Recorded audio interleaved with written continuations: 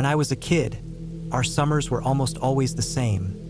Long drives, tiny campgrounds, my parents' old caravan with the mustard yellow stripes peeling off the sides. It was the early 90s and we didn't have phones or tablets. My sister and I learned to entertain ourselves with whatever was around us. We'd catch bugs, throw rocks, and explore creeks until we were soaked and muddy. Every summer we'd go somewhere different, but it was always in the same caravan, and usually some remote place surrounded by woods or fields. We rarely stayed at the big family-friendly campsites. My dad liked the quiet, the isolation. I think he just wanted to park the caravan somewhere nobody would bother us, where he could sit in his folding chair with a warm beer and read a book in peace. That particular summer, we ended up in a secluded campground about a 5-hour drive from home. I don't remember the exact location, but I do remember the road getting narrower and the trees getting thicker the further we went. By the time we pulled into the site, the sun was already sinking low. The campground wasn't much, just a few flat spots cleared out in the woods with old fire rings and a spigot near the entrance.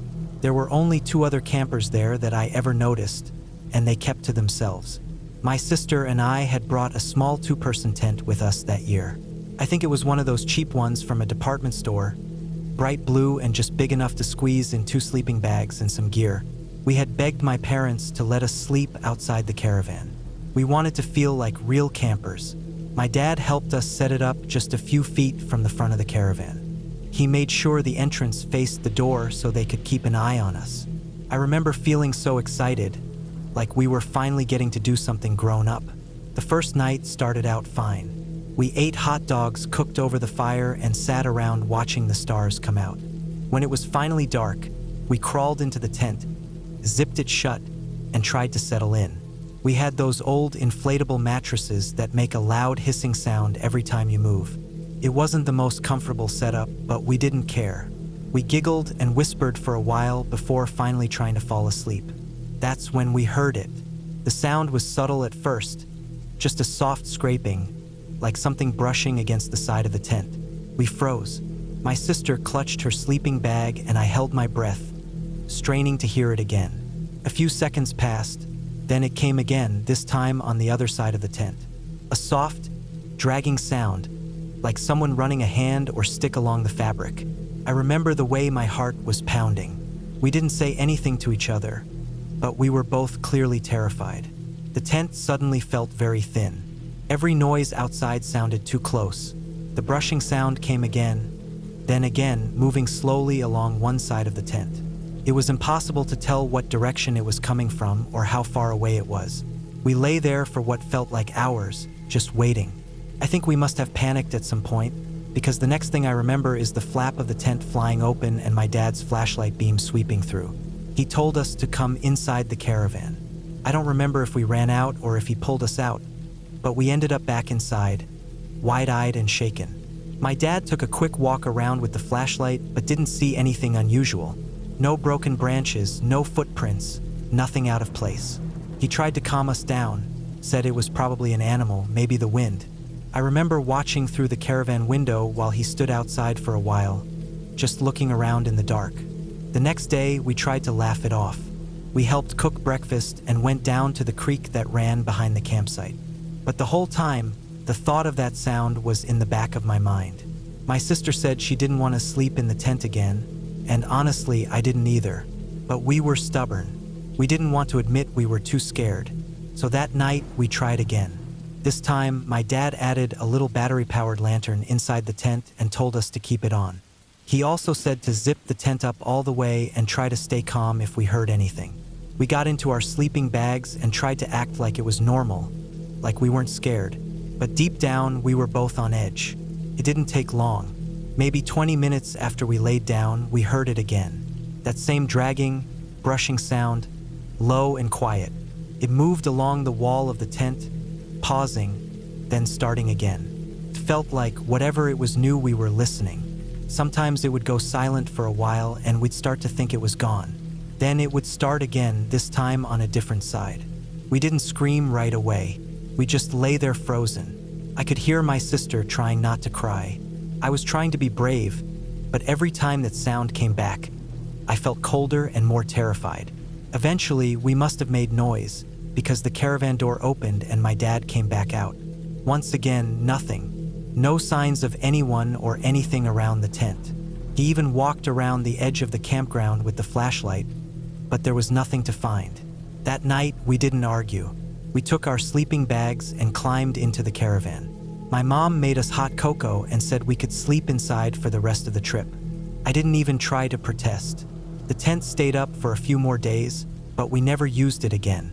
We spent the rest of the week doing normal camping stuff, hiking, playing cards, swimming in the creek, but we never stopped thinking about those nights. Every little noise in the woods made us jump. Every snap of a twig or rustle in the bushes brought back that fear. Toward the end of the trip, my dad decided to take the tent down. We were getting ready to leave, and he wanted to pack everything up. My sister and I were nearby, trying to catch frogs in the grass when he called us over. He was kneeling next to the spot where the tent had been, looking down at the ground. There were small holes in the dirt, not very deep but long and narrow. At first, they didn't look like much, just uneven patches of dirt. But when he peeled back the tarp that had been under the tent, we could see the pattern. Tunnels, a network of little channels carved into the soil directly under where we had been sleeping. Some of them led off in different directions, but most ran along the edge of where the tent wall had been. The realization hit fast. Those sounds we heard, it wasn't someone walking around the tent. It wasn't even something brushing up against the outside. The noises had come from underneath. Small animals, moles, maybe voles or chipmunks, had tunneled right under our heads. Every time they moved, their bodies would press against the nylon walls of the tent. That was the sound we heard. It had nothing to do with people or danger, just animals going about their lives. My dad seemed both amused and annoyed.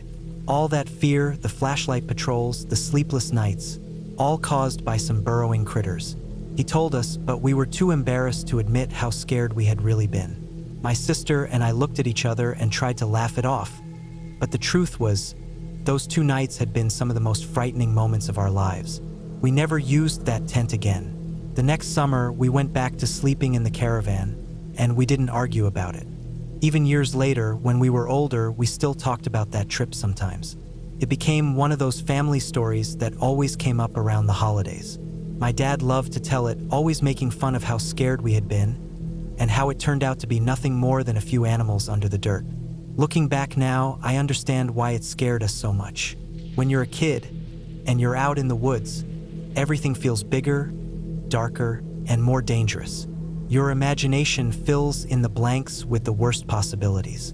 And when you're lying in a thin tent, hearing noises in the dark, it doesn't take much to convince yourself that something's out there. It's funny now, sure, but in that moment, in that tiny tent with the soft rubbing sound creeping along the fabric just inches from your face, it didn't feel funny at all. Felt real, felt like danger. And even if it wasn't, it taught me something about fear, how easily it can take over, how real it can feel even when it's not. That was the last time I ever tried to sleep outside the caravan on a family trip. It was supposed to be a quiet weekend. I'd been wanting to get away from everything for a while. No phones, no emails, no people. Just me, the trees, and the open sky. I'd picked a spot off an old Forest Service road that barely showed up on maps anymore, way out past the last small town and then some. It was deep enough into the woods that I didn't expect to see anyone else out there. I drove in on a Friday afternoon. The road was rough and full of potholes, the kind that scrape the bottom of your car if you don't slow down to a crawl. My car was packed with all the basics: tent, food, water, stove, sleeping bag, a couple of tarps, and my old steel thermos. I parked near a small clearing I'd spotted on a topo map and hiked in a few hundred yards with my gear, far enough that the car disappeared behind the trees. I set up camp on a rise near a creek. The sound of the water moving over rocks was low and constant, the kind of white noise that makes it easy to sleep. There were signs of old fire rings nearby, probably from hunters or other campers years ago, but nothing fresh. I set up my tent, made a small fire with deadfall I gathered nearby, and settled in. The first night was peaceful. I had a quick meal, read a bit by headlamp, and fell asleep early. The next morning, I woke up to a chill. It had dipped lower than expected overnight. I got the fire going again, made some coffee in the percolator, and ate a protein bar. Then I spent the day hiking and exploring the nearby ridges. I came across some game trails and old animal tracks, but nothing out of the ordinary. Around mid-afternoon, I looped back to camp and took it easy for the rest of the day.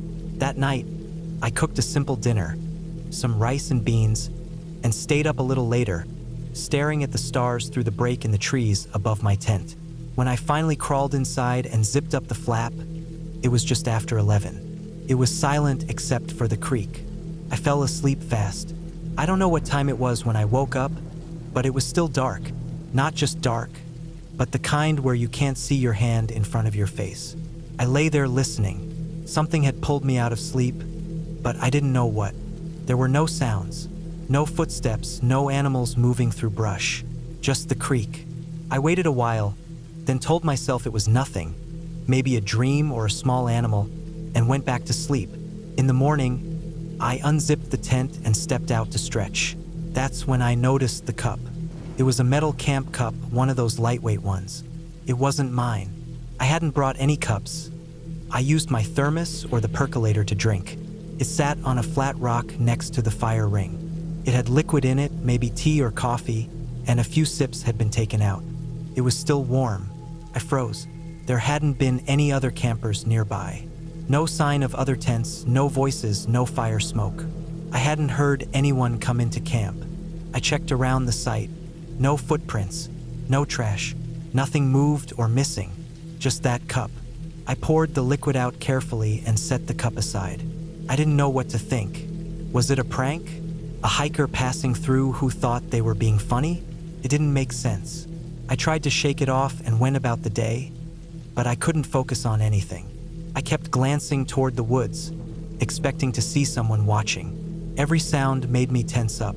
I walked the perimeter around camp but didn't find anything. No disturbed brush, no boot prints. Felt like I'd imagined the whole thing. That night, I didn't sleep much. I didn't build a fire, didn't cook. I sat quietly near the tent with my knife in my lap and a flashlight. I listened.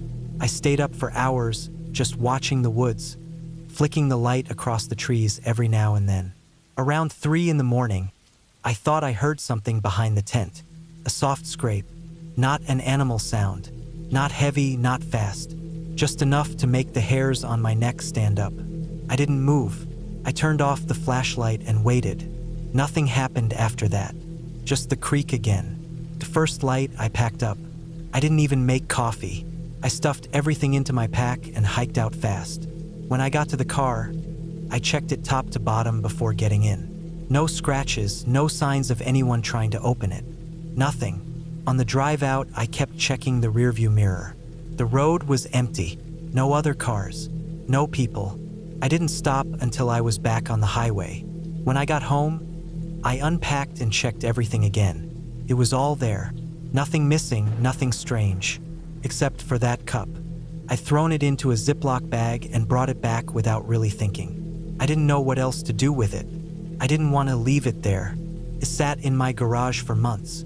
Every time I saw it, I remembered the feeling of standing in that clearing and realizing I wasn't alone. I eventually threw it out.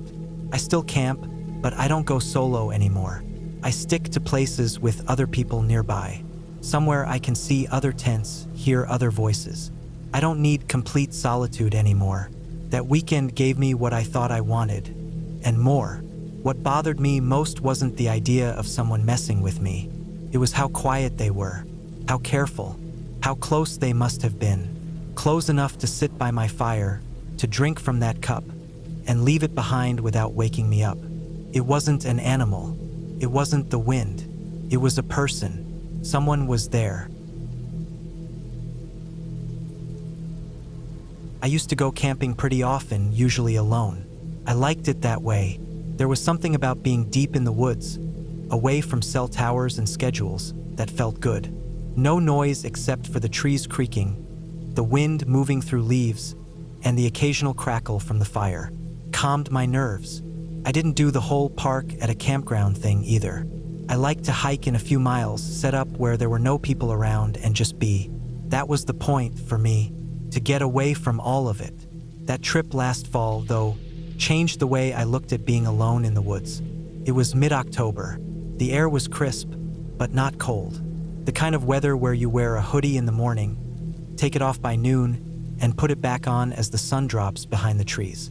I picked a trail in a state forest I hadn't camped in before, mostly because it wasn't that popular. I looked over the map, spotted a clearing near a small creek about 5 miles in, and figured it would be a good spot to make camp. I left my car at a gravel pull-off just off the road, strapped on my pack, and headed in around 10 in the morning. The hike in was peaceful. I crossed a few dry stream beds, walked through areas thick with pine, then into a more open area with tall grass. Eventually, I reached the spot I'd picked out.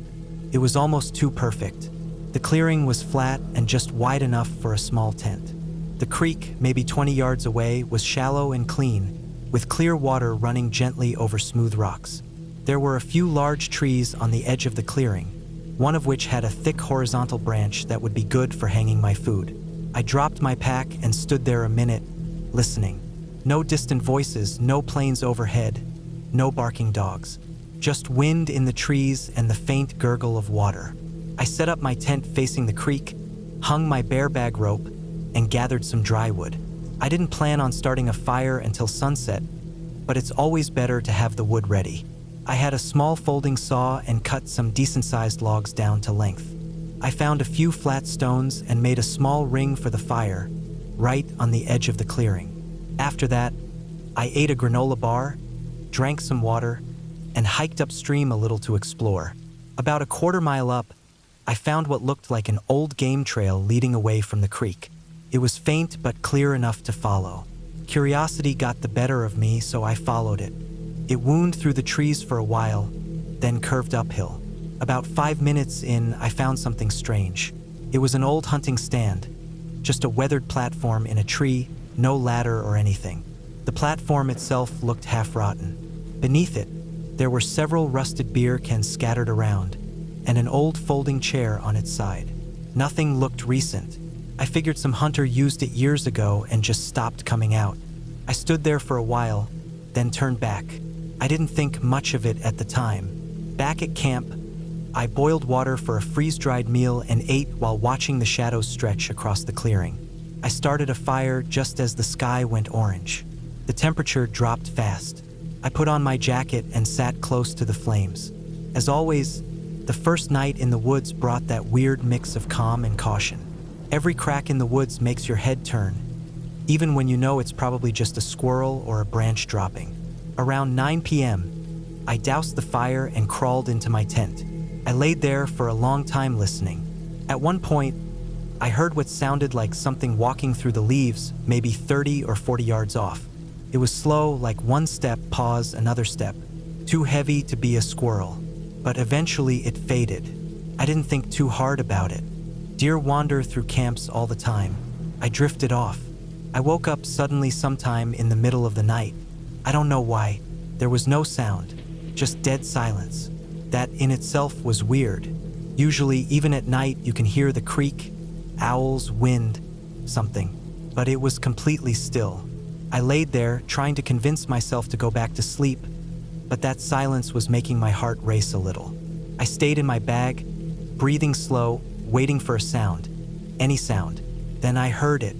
Not footsteps, not twigs snapping, just a slow rustling, like something being dragged through dry leaves. It came from the direction of the creek. It wasn't loud, but it was steady, a sort of scrape-drag sound. I sat up, heart thudding. The sound stopped. I sat there in total silence for what felt like forever. Then, suddenly, something hit the side of my tent. It wasn't hard, just a light thump, like someone flicked it with a finger. But it was enough to make me stop breathing. I didn't move. I just sat there, frozen. Another minute passed. Then another soft sound, something brushing along the fabric, like fingers or sticks. I reached slowly for the knife I kept beside my sleeping pad. I gripped it, blade still sheathed. I didn't want to make noise, but I needed something in my hand. Eventually, it stopped. The brushing, the dragging gone. It was dead quiet again. I stayed awake the rest of the night, staring at the ceiling of the tent, ears straining. When the first light came through the nylon, I finally unzipped the tent and stepped out. The clearing looked normal. The fire ring was undisturbed, the trees still, the air cold. I walked slowly toward the creek. That's when I saw something that made my stomach drop. There were tracks, not boots or shoes, bare feet. They led from the creek to the side of my tent, where I'd heard the brushing, then back toward the trees.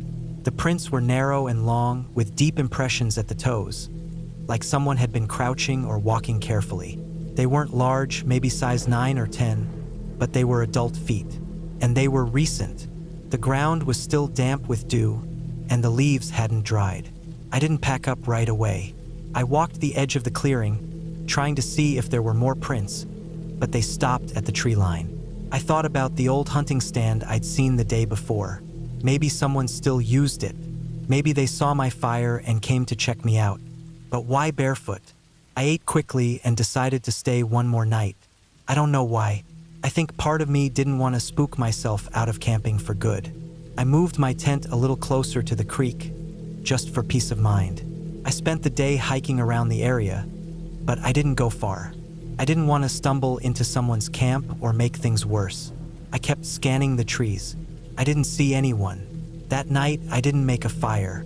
I didn't want to draw attention again. I sat in the dark, back against a tree, listening. I stayed out like that until almost midnight, then got in the tent. It was colder than the night before. I had my knife next to me again, and a headlamp on my chest, ready to click on. My ears were sharper than they'd ever been. Sometime in the middle of the night, I heard the sound again. Scrape, drag, scrape, drag. This time, it came from the opposite side of the clearing, not the creek side. It sounded closer too. My heart was pounding so hard I thought I might pass out. I stayed still, breathing through my nose, trying not to make a sound. Then it stopped. I waited. The sound didn't come back, but after a while, I heard something else. A sharp click, like 2 rocks tapping. Then another, then nothing. I laid there until morning again, barely blinking. When light finally came, I stepped out fast, knife in hand. There were no prints this time, no signs of anything. I checked every inch of the clearing and down along the creek. Nothing. But just before I started packing, I noticed something. On the branch I'd used to hang my food bag, there was a small object wedged into the bark. A stone. Smooth, flat, dark gray. And sitting on top of it, balanced carefully, was another rock. Smaller, rounder, almost like a marble. It was placed so neatly that I knew it wasn't accidental. Someone had left it there. I hadn't touched the branch since the day before. It hadn't been there. That was enough.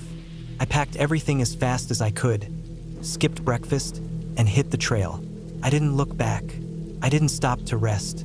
I didn't even take a sip of water until I could hear cars from the road again. When I reached my vehicle, I tossed my pack in and peeled out of that gravel lot like the woods were on fire behind me.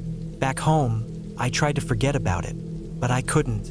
I kept seeing those prints in my mind, kept hearing that scrape drag sound, kept picturing that rock balanced on the branch. A week later, I went online and searched for any info about strange things in that state forest. I found a few vague posts, talk about missing hikers, some folks claiming they'd seen strange shelters deep in the woods, one guy who said his camp was trashed while he was away from it. But nothing concrete. No reports. No news articles. I haven't been camping alone since. Not because I'm scared of bears or storms or even people in general. It's the not knowing. The signs that someone or something human was out there watching me, testing how close they could get, seeing how long I'd stay. It wasn't ghosts. It wasn't anything out of a horror movie. It was just a person. And I think they were waiting for something. That's what It was sometime in the early 2000s. I was around 12 or 13 years old. My dad had planned a week-long camping and canoe trip with 2 of his longtime friends and their sons, who were also my best friends. We were going to canoe down a decent stretch of river that cut through a mix of wilderness and state forest land. It wasn't anything too intense, but we were going to be on the water for several days, camping along the way. None of us had done that particular route before, so the plan was to meet up with a guide at the launch point, someone familiar with the stretch we were taking, especially one segment that was considered a little more advanced due to some mild rapids and narrow cuts. The guide met us early in the morning. He was probably in his late 30s or early 40s, wore a faded cap, had a thin beard, and spoke in short sentences. He didn't really make small talk or joke around, just seemed to be there to do the job. He had one of those old aluminum canoes and a small waterproof barrel for his supplies. We all had better gear, fiberglass or plastic canoes, coolers, nice packs. He seemed kind of underprepared compared to the rest of us, but nobody really thought much of it at the time. The first couple of days went by fine. The weather was decent, cool in the mornings and evenings, warm and sunny during the day. We'd paddle for 5 to 6 hours, sometimes stopping to fish along the way or pull over and explore a bit. The scenery was great.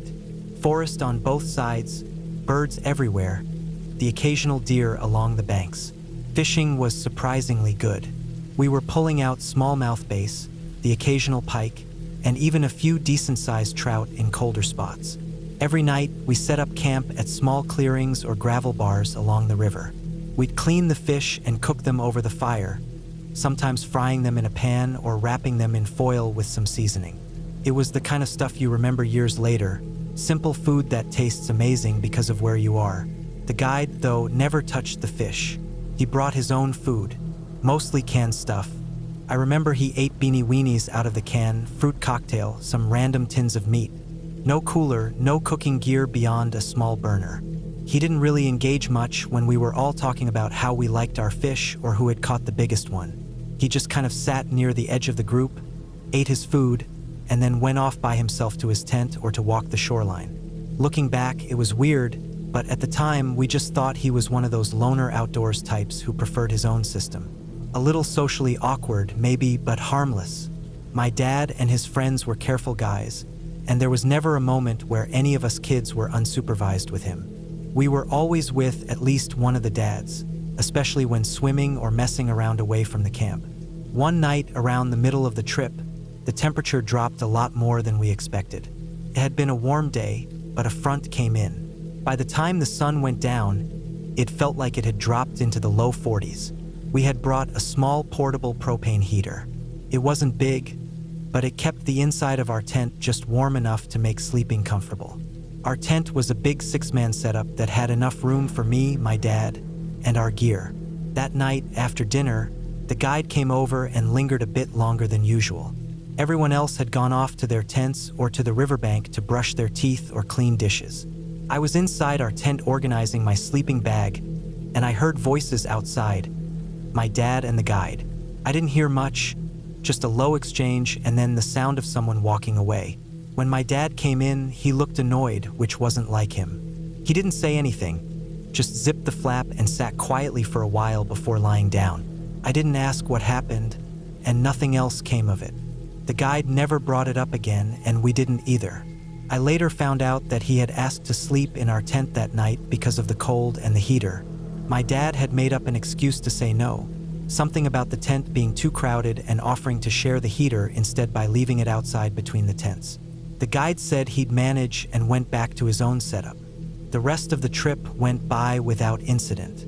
We wrapped up a few days later and everyone loaded up the cars, said their goodbyes, and drove home. We never saw or heard from the guide again. Didn't even exchange phone numbers or anything.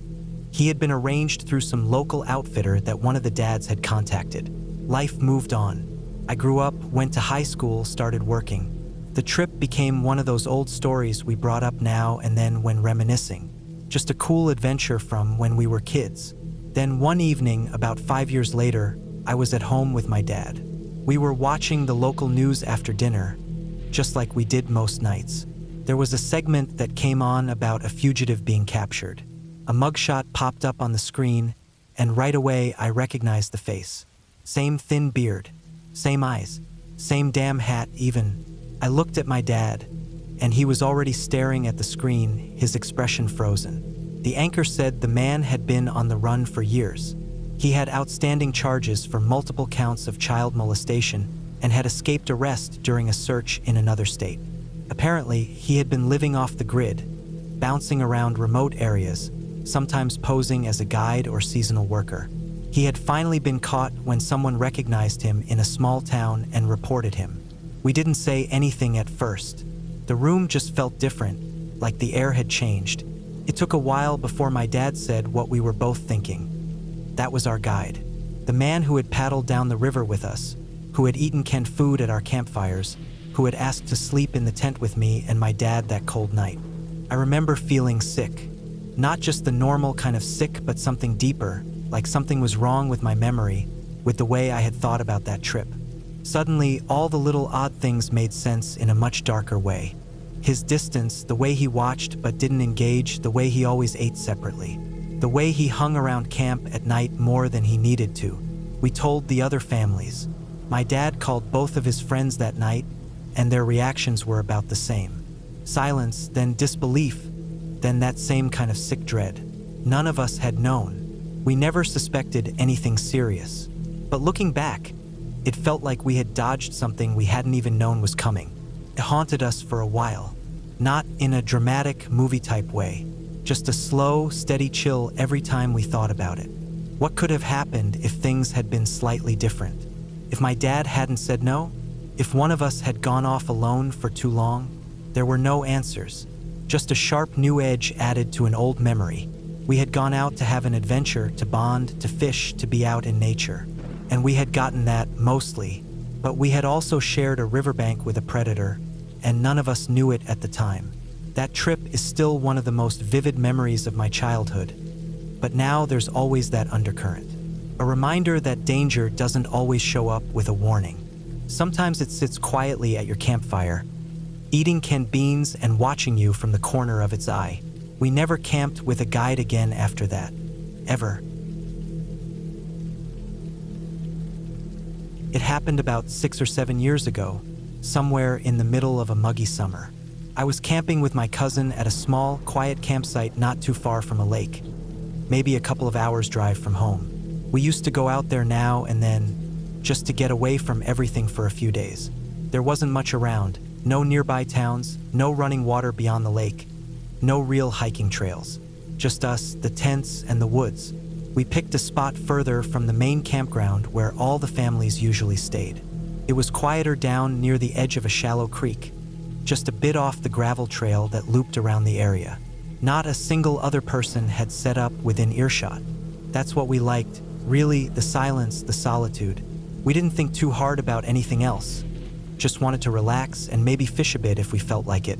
We spent the day collecting firewood, setting up the tents, boiling water from the creek through one of those little filters, and cooking up simple stuff on the little portable stove we brought. Hot dogs, baked beans, some snacks. Nothing fancy. It wasn't even a trip we planned far in advance. My cousin called me on a Tuesday, and by Thursday morning we were packed and on the road. That night, I crawled into my sleeping bag early. I was more tired than usual, probably from the heat and all the walking we'd done during the day. We'd wandered off in the woods for a while, just letting time pass while kicking through the underbrush. I remembered how humid it got by late afternoon, that kind of heat that made your shirt stick to your back like glue.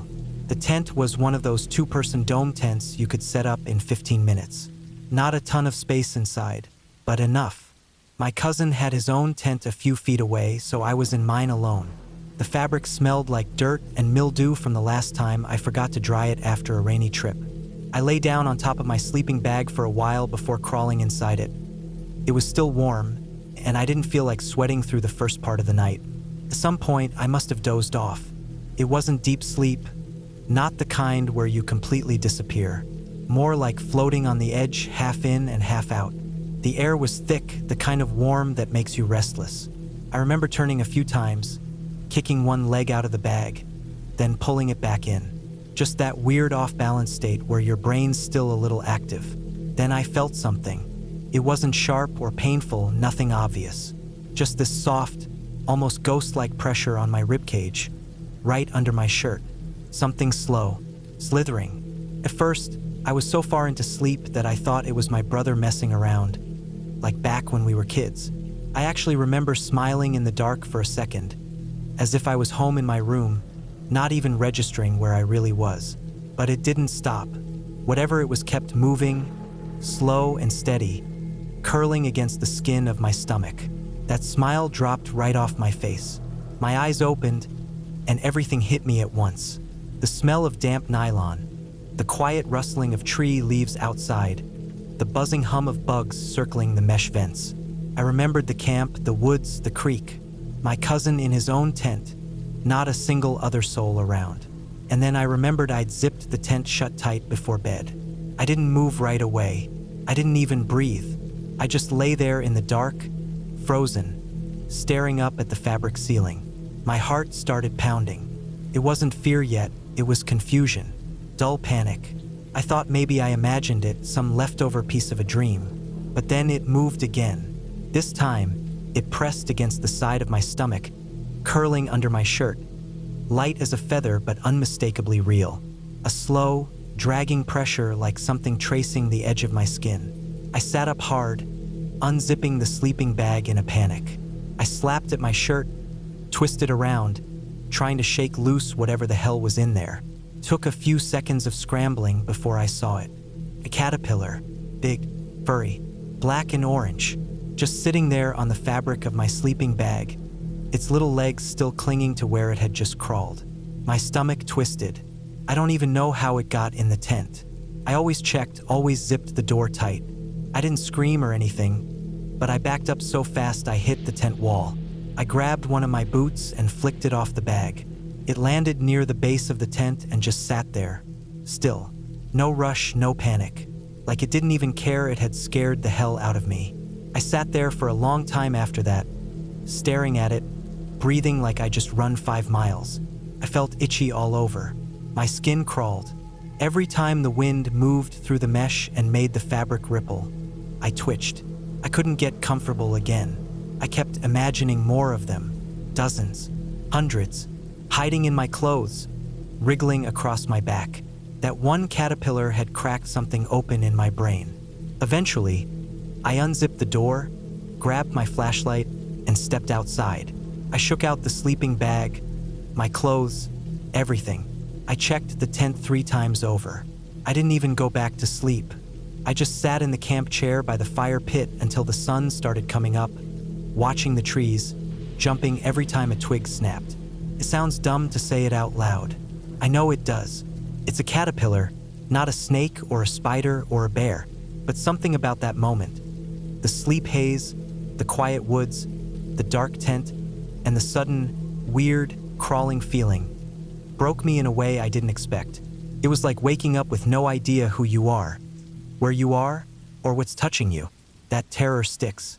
By the time my cousin got up, I was already packing my stuff. I didn't even tell him what happened. I just said I wasn't feeling great and wanted to head back early. We left that morning. For months after that, I'd wake up in the middle of the night thinking something was crawling on me. I'd flick on the light and tear off the blankets, check the sheets, run my hands through my hair. Always nothing, but the feeling stayed. It still does sometimes. Even now, when I go camping, and I don't do it as often anymore, I triple check the tent every time. I keep the zipper shut, I shake out my sleeping bag before I crawl in, and I don't sleep without a light nearby. That one night, that stupid little moment with that caterpillar, it's still the scariest damn thing I've ever experienced. Not because it was dangerous, not because I almost died or anything, but because of how fast fear can hit you when you realize you're completely alone, half awake, and vulnerable. It made me realize that out there in the woods, it doesn't take something huge to mess with your head. Sometimes all it takes is a tiny creature with no idea what it's doing, crawling across your stomach in the dark. It was early spring when I decided to take a solo camping trip down to the Grampians in Victoria. I had been there a couple times before with friends, but this time I wanted to be alone. I needed to clear my head, get away from work and the city noise, and just enjoy the open bush. I picked a simple unpowered site, not too far from the toilet block, but far enough to feel a bit more private. I set up my tent on a flat patch, cooked myself a quiet dinner over the camp stove, and watched the last light go down behind the mountains. The first night was uneventful, cool but not too cold, just the usual night noises. I slept fine. The second night was different. It had gotten colder, and I didn't realize how much colder it would get in the open air. I'd gone to bed early after another quiet evening, but I woke up around 2:30 in the morning with my bladder reminding me that I'd had too much tea before bed. I tried to ignore it, but it wasn't going to let me sleep. I pulled on my hoodie and beanie, zipped up my boots, and grabbed my small torch. The toilet block was only a 2-minute walk, just a straight line across the gravel path, past a few picnic tables and through a clearing. Everything was dead silent when I stepped out of the tent, the kind of silence where you hear your own breath. The moon wasn't out, but the stars were bright. I switched on the torch and started walking, crunching quietly over the gravel. My breath came out in short clouds. I moved slow, just a bit nervous, mostly because I didn't want to accidentally step on a snake or something. That time of year, it wasn't likely, but you never knew. As I came around the edge of the clearing near the toilet block, I stopped. I saw them all at once. Maybe 20-30 feet away in the open field to the side of the path were kangaroos. A lot of them. I'd seen kangaroos around campsites before, usually a couple hopping through during the morning or dusk, looking for food scraps, but this was different. There were dozens of them. I couldn't count them all right away, but there had to be close to 100. They weren't grazing. They weren't moving at all. They were all sitting still, completely motionless, facing the same direction, towards me. I stopped walking. I aimed my torch towards them and saw their eyes catch the light, not glowing like in horror stories, just reflecting it, like the shine you see in a cat's eyes in the dark. But what got to me was how they were just sitting there. None of them twitched. None of them turned their head. They were like statues. My first thought was that I had interrupted something. I don't know what exactly. Kangaroos don't do that. They don't gather in groups like that in the middle of the night and sit like soldiers. I stood there, frozen. The crunch of my footsteps had stopped, and now it was just quiet again, but heavier somehow. I was gripping the torch tighter than I realized, my fingers aching with how hard I was holding it. I slowly backed up a step. None of them moved, not a single one. I took another step, trying not to make a sound. Still nothing, just 100 kangaroos sitting perfectly still, watching me. My heart was pounding in my ears. I'd been around kangaroos before, even had a big mailbox up near me once when I got too close, but this was different. I didn't feel threatened. I felt like I'd walked in on something I shouldn't have seen. I turned and walked back toward my tent, this time faster. I didn't run. I don't know why, maybe I was afraid they would follow me if I did. I just walked fast and didn't look back until I reached the tent. When I got there, I turned off my torch and crouched beside the tent wall, peeking around it toward the field. They were still there, still not moving, still watching. I sat there for maybe 20 minutes, just waiting to see if anything would happen. My bladder was still screaming at me, but I couldn't bring myself to go back past them to get to the toilet block. Eventually, I gave in and just peed in a bottle I had in the tent. I zipped myself inside and lay on my sleeping bag, eyes wide open, trying to make sense of what I saw. I didn't sleep much, maybe an hour off and on. When the first light started to break over the hills, I forced myself out of the tent. The air was still cold, and my back was stiff from how I'd slept. I walked slowly toward the clearing, rubbing my hands together. They were gone. Not one of them remained. No tracks, no sound. Just an empty field like nothing had been there at all. The rest of the day I felt out of it. I hiked a bit, made myself some breakfast, read for a while, but I couldn't shake the feeling. I kept thinking back to those kangaroos. I tried to reason with myself. Maybe they were just resting. Maybe the cold made them move differently. But kangaroos don't act like that. Not in those numbers and not like that. I stayed one more night against my better judgment. I thought maybe I was just tired or imagining things. I kept my torch by my side and barely slept. I didn't see them again. No noise, no movement, just silence. I packed up early the next morning and left. The drive home felt long. The sun was out and bright, but I still had that image stuck in my mind. 100 kangaroos sitting motionless in the night, staring, like they were waiting. I didn't tell anyone about it for a long time. When I did, it was more like a funny camping story. Oh yeah, I saw this big group of roosts just sitting around like they were at a meeting. I laughed when I told it, but it never felt funny. Years later, I read a short bit in a wildlife article. It said that kangaroos, when deeply threatened or disoriented by light or sound, may sometimes freeze together. It didn't explain why they'd all be facing the same way. It didn't say anything about them doing it in total silence or in such huge numbers. I still go camping sometimes, but I don't camp alone anymore. And I always keep the toilet bottle nearby in the tent, because no matter how silly it sounds, I don't ever want to walk into something like that again. It was late September when my friend Chris and I decided to take a weekend camping trip. We both had time off and figured it was one of the last chances we'd get before the colder weather rolled in. North Georgia had always been one of those places we talked about exploring but never made time for. We didn't have a set destination, just a general plan to find a spot off one of the Forest Service roads deep into the Chattahoochee National Forest and pitch a tent for a few nights. We wanted quiet, remote, and real woods. No campgrounds with bathrooms and playgrounds, just trees, dirt, and maybe a river if we were lucky. We left Atlanta early on a Friday morning, aiming to get to the mountains before noon so we'd have plenty of time to find a good site and get set up before dark. The drive started off easy. Traffic was light and the weather was perfect. Cool air, a sky that couldn't decide whether to be sunny or overcast, and leaves just starting to turn colors. Chris had thrown together a playlist that leaned heavy on old rock and blues, and the miles started to slip by fast. By the time we started climbing into the foothills, we realized we hadn't picked up any snacks or beer. We weren't planning on going wild out there, but a couple beers around the fire sounded good. We took an exit off the highway when we saw a small sign for a town I'd never heard of. It wasn't even a town, really, just a few old buildings, a gas station, a feed store, and a grocery store that looked like it hadn't been renovated since the 70s. It had one of those old Coca-Cola signs above the entrance and a faded mural of a trout painted along one side. Inside, we grabbed chips, jerky, a couple sandwiches, some canned food, and other stuff we could toss in a pack. When we got to the beer coolers, though, we noticed they were completely empty. Not even non-alcoholic beer, just soda, water, and a few energy drinks. I remember we looked at each other, confused. Then we figured maybe it was just a supply issue or something. We walked up to the counter to pay. The woman behind the register looked like she'd been working there her whole life. She was polite, said hi, but didn't smile. Chris asked if they sold beer, and she just shook her head and said, "Dry County, has been for a long time."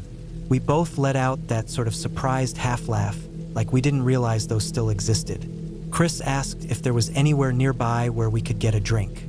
She didn't answer right away, just looked at us for a second, then said, "You could try over the line. There's a place just 10 minutes up the road, past the county marker, right after you cross the river. Not much to look at, but it serves." She gave us directions that were pretty simple. Take a left out of the lot, follow the road until it turned to gravel, cross a narrow bridge, and then it would be on the right. We thanked her and headed out. Still had a few hours of daylight and figured it wouldn't hurt to stop for a beer or two before heading deeper into the woods. It sounded like a funny little side stop. The road turned from pavement to gravel exactly like she said. It wound through some thick woods, the kind where the trees grow so close together that even mid-afternoon feels a little dim. We crossed a one-lane bridge over a shallow river. The water was low, you could see the rocks sticking out in places. A few yards after the bridge, there it was. The place looked wrong. No signs, no name, just a squat, cinder block building with bricked-up windows. The only light came from a single bare bulb over a screened door that hung slightly crooked. There were no cars in the dirt lot, no sound of music or conversation, just quiet and the sound of bugs in the woods. We sat in the car with the engine idling, made a few jokes about deliverance, the kind of jokes you make to cover up real discomfort. Neither of us opened the door. We just kept sitting there. Something about the place felt off. It wasn't just how it looked. It was the way it sat there, tucked into the trees like it had grown there, like it had been waiting. After a few minutes, Chris said, "Screw it, let's just go to camp." I didn't argue. I backed out slow, not wanting to kick up dust. As we turned around and started heading back over the bridge, I glanced in the rearview mirror. The light above the door flickered once. Then it went out.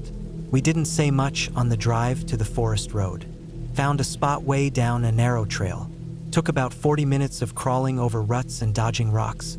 But we found a flat patch near a small stream. It was perfect. We set up the tent, started a fire, and made dinner. By the time night fell, it already felt like a weird memory, the kind of thing that would become a joke later. We spent that night and most of the next day exploring the area. Hiking, fishing a little. No cell service. No people. It was great. The next evening, a couple guys from a nearby camp wandered over when they saw our fire. Older guys, probably in their 50s, friendly enough. They offered us a couple beers, and we ended up sitting around talking about gear, fishing, and hiking trails. At some point, I mentioned the weird bar. Just offhand, like, we almost stopped for a beer yesterday, but the place looked sketchy. Some lady at the store said it was just across the county line. One of the guys got quiet. The other raised his eyebrows. They didn't say much, but later, when they were heading back to their tent, the quiet one lingered a bit. Said something like, "You boys should stay on this side of the ridge. Don't go back out that way tonight." I thought maybe he meant bears or something, but the way he said it, it felt heavier than that. The next morning, we broke camp. Took our time packing up. The plan was to hit the road around noon. As we were loading the truck, the other camper walked over again. He looked a little uncomfortable, like he'd been debating something. "That place you mentioned," he said finally, "that ain't a bar. Never has been. Locals call it something else, but it's not a place you go. Not unless you're part of whatever they do." He didn't elaborate, just wished us safe travels and left. That drive out was quiet. Neither of us talked much. I kept thinking about what he said. What did he mean, part of whatever they do? I tried to come up with explanations. Maybe it was a hunting club or some local hangout with a reputation. Maybe people just didn't like outsiders. But it kept bugging me. Why give directions to that place at all? When we got home, I started looking it up. Google Maps didn't show anything where that building was. No listings, no street view, just a patch of trees. I tried finding the store we stopped at, and that wasn't on the map either. Closest marker was a bait shop 5 miles away. I even posted on a hiking forum about it. Asked if anyone had ever heard of a bar near the county line in that area.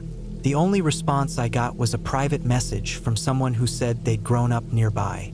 All it said was, "Stay out of those hills. People go missing up there." That was almost a year ago. I haven't been back since.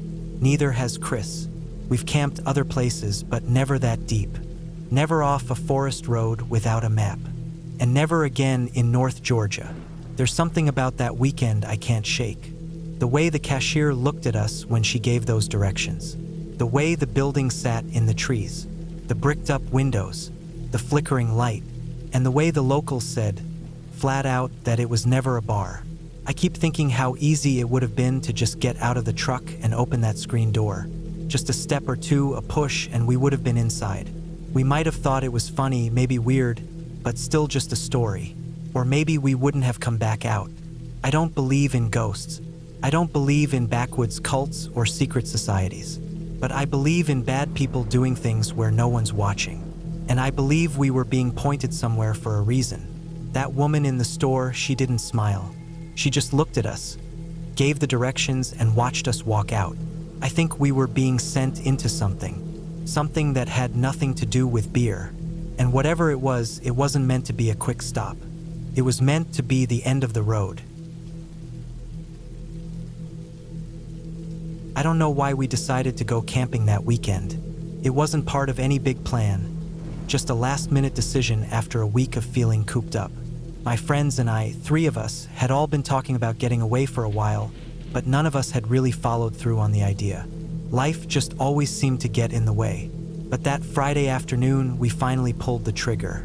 It was the middle of fall, the kind of weather where the leaves were starting to turn, and the air had a crisp chill to it. Not freezing, but cool enough that you could see your breath in the mornings.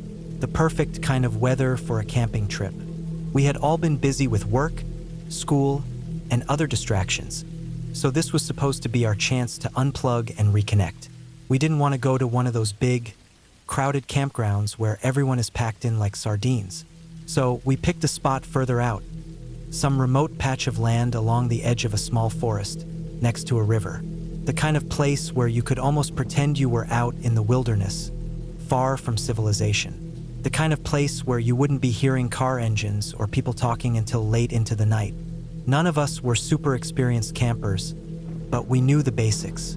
We grabbed our tents, sleeping bags, and the usual camping gear, some food, a little stove, a couple of flashlights, and a couple of cases of beer.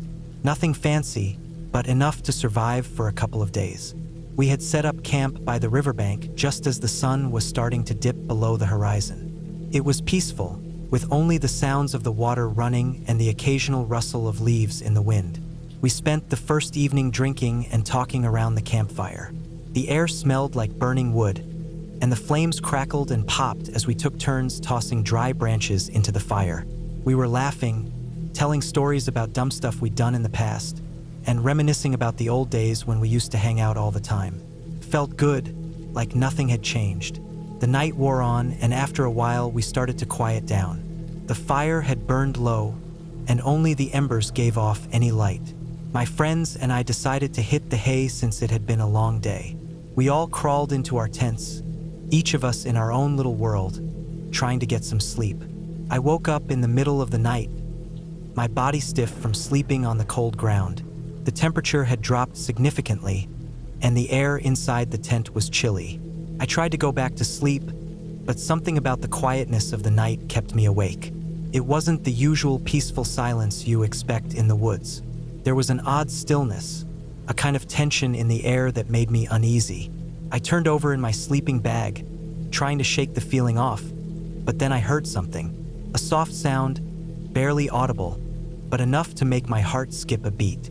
At first, I thought it was the wind, but then I heard it again. A faint rustling sound coming from outside my tent. I froze, my breath caught in my throat. I didn't dare move, didn't dare breathe too loudly, as if by staying still, I could avoid whatever it was out there. The sound continued, low and rhythmic, like something, or someone, was moving around the tent. It was so quiet that I wondered if I was imagining it. Maybe it was just an animal, a deer or a raccoon, something harmless. But the sound didn't stop, came closer. My pulse quickened, and I felt the hair on the back of my neck stand up. I slowly reached for my flashlight, trying not to make a sound. My hands were shaking. I flipped the switch, and the beam of light cut through the darkness of the tent. I could barely make out the outlines of my gear, the sleeping bags, the small bag of snacks we had left out. Nothing seemed out of the ordinary, but that rustling sound didn't stop. In fact, it was getting louder, closer. I felt a pit form in my stomach. I slowly unzipped the tent door, barely making a sound, trying to be as quiet as possible. I peeked my head out, flashlight in hand, scanning the area around the campsite. At first, I didn't see anything, just the trees swaying gently in the wind, the shadows of the night stretching across the ground. But then, just beyond the light's reach, I saw something. A figure, at least that's what it looked like, was crouched down by the edge of the fire pit. It was too far away to make out any details, but I could tell it was humanoid, tall and thin, just standing there, not moving. My heart thudded in my chest, and a wave of nausea hit me. Who the hell was out here? It was late, too late for anyone to be walking around. I blinked, thinking maybe my eyes were playing tricks on me. But when I looked again, it was still there. The figure hadn't moved. It was just standing, like it was waiting for something. I froze, not knowing what to do. I was paralyzed with fear. The thought of waking up my friends crossed my mind, but I didn't want to make a scene. I didn't know what was out there. I didn't want to risk drawing attention to us. The figure didn't move.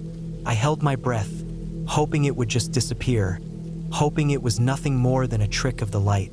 But then, just as I was about to retreat back into the tent, it shifted. Not much, just a slight movement, but enough to confirm that it wasn't just my imagination. It was real. My mind raced. What do? I couldn't leave the tent now. There was no way I was going to venture out there alone. I considered waking my friends, but something told me that would make things worse. I didn't know who or what that figure was, but I wasn't about to alert whatever it was to our presence. After what felt like an eternity, I pulled myself together.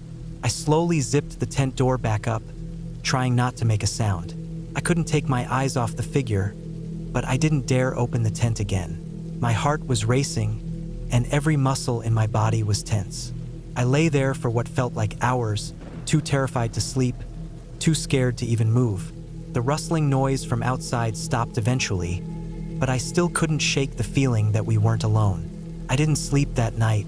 I kept my eyes shut, trying to force myself into some kind of rest, but every time I thought I was close to falling asleep, I would hear something. A twig snap, the soft rustle of leaves, or the sound of movement just outside the tent. It felt like the figure was still there, watching us.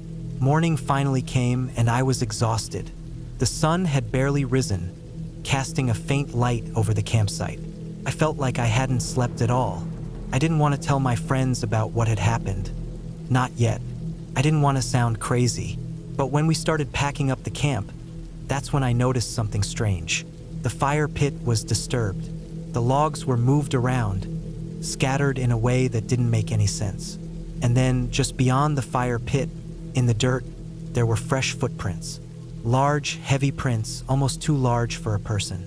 We packed up quickly, trying to shake off the uneasy feeling that had settled over us. We didn't linger at the campsite. We headed back to the car as fast as we could, all of us quiet, not knowing what to say. I didn't want to mention the figure to anyone yet, but the moment we got in the car, I couldn't hold it in any longer. "I saw something last night," I said, my voice shaking slightly. They looked at me, waiting for me to explain. "I don't know what it was," I said, my eyes wide. But it was out there, just standing by the fire pit. And the footprints, they weren't human. They were too big. We didn't go back to that spot, and I don't know if we ever will. To this day, I can't explain what I saw. Was it someone else out there? Was it something else entirely? I don't know. But whatever it was, it felt real. Felt like it was watching us, waiting for something. And that thought still lingers with me every time I think about that night.